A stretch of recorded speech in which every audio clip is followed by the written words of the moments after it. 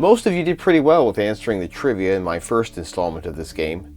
Some 1959 Topps combo cards picture more than two personalities. In those cases, the proper grammar is who had the most. We'll keep the formatting of graphics the same for continuity. The questions could be a bit more challenging, so put on your thinking caps as we showcase these attractive cards.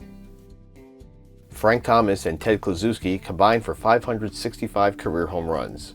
Feared sluggers were walked to prevent the long ball more than ever to that point in the 1950s and 60s. Which of these two had more career passes to first?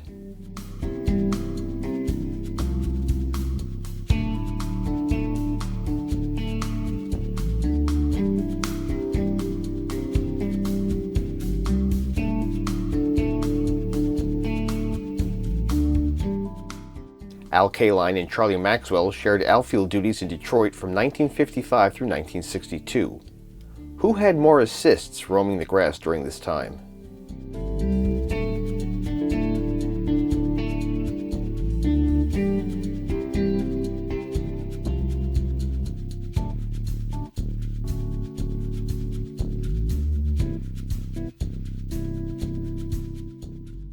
To borrow half a quote from Uncle Ben, with great power comes a healthy number of strikeouts. Top American League hitters Jim Lemon and Roy Sievers helped best they could on some weak Senators teams. Who had more seasons striking out 100 or more times?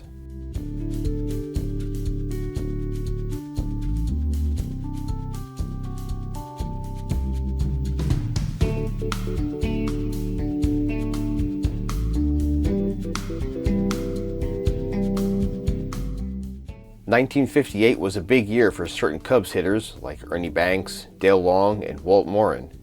The team as a whole struggled, in part due to the dreaded double play. Who grounded into more of them that year?"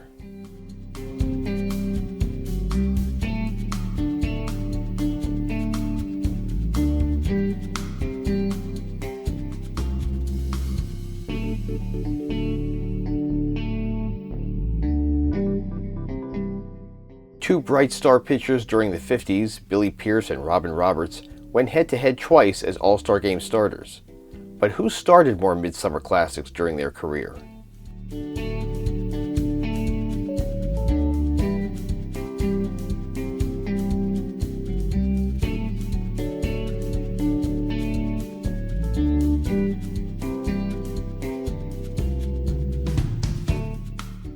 Here's an underrated card showing some true class in the game. Minnie Minoso, Rocky Colavito, and Larry Doby spent 1955 and 58 as teammates in Cleveland. Who had more hits during those two seasons?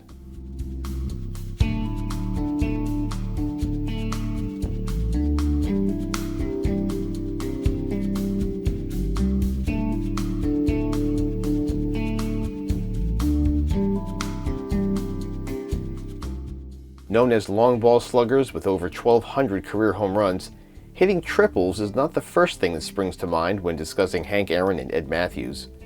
Who had more three-baggers in their career?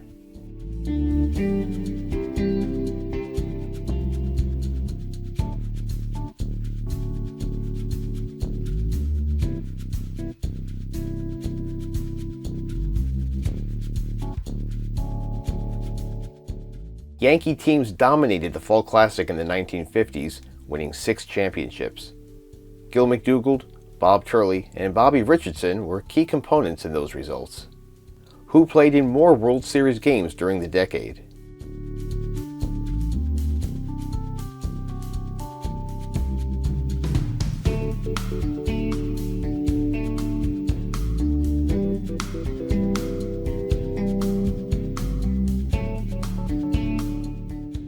Another dominant franchise during this time, and rival to New York, was the Dodgers.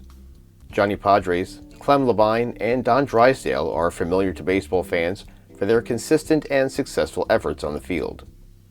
Who had more innings pitched in the World Series?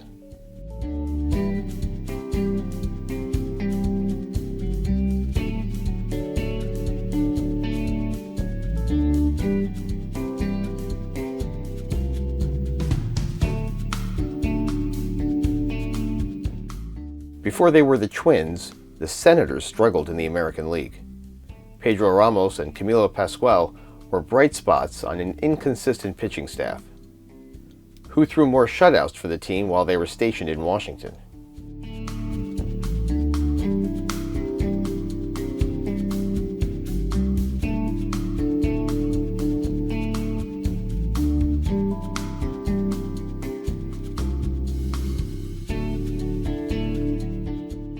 They could hit for power, and they could hit for average. Both Richie Ashburn and Willie Mays hit over .300 for their career, but who claimed more batting titles?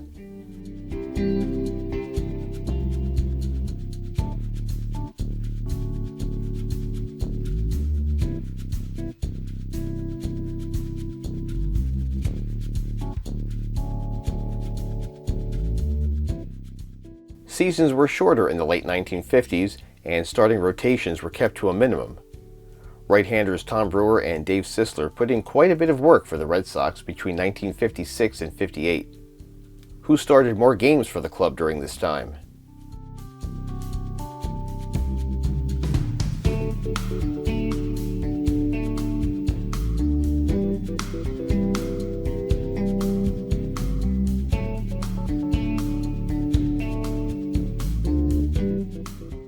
Athletes from different times, both Don Larson and Casey Stengel, spent a part of their career in the Giants franchise, each racking up 3 seasons with the club.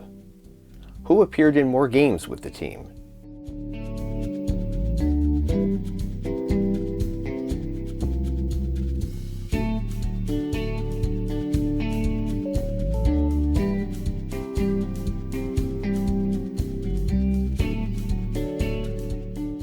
One of the most popular and successful double-play combinations in baseball history, Nellie Fox and Louis Aparicio patrolled the White Sox infield from 1956 through 1962. Who snagged more infield putouts during their career?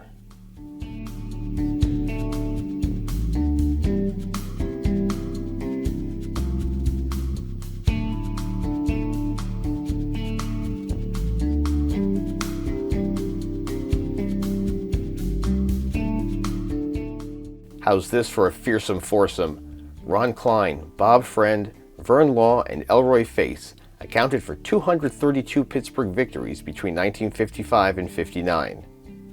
During that stretch, who tallied more complete games?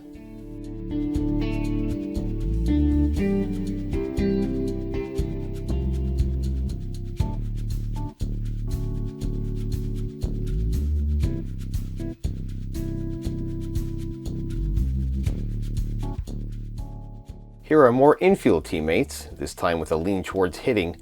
Pete Runnels, Dick Gerner, and Frank Malzone had power, but teams needed hitters who could use the entire field to their advantage.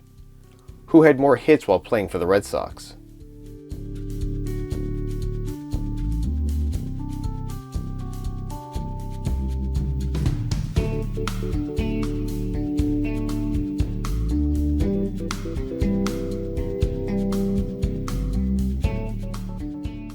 Perhaps the most famous trio recognized in this set, Bob Skinner, Bill Verdon, and Roberto Clemente, ruled the grass in Pittsburgh.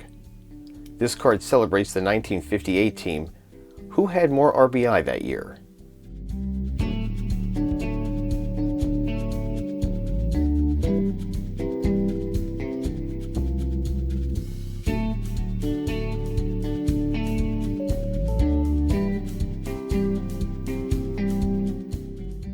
Nice job. And to the winners go a new installment of Who Had More, the next one highlighting the 1960 Topps multiplayer cards. So stay tuned.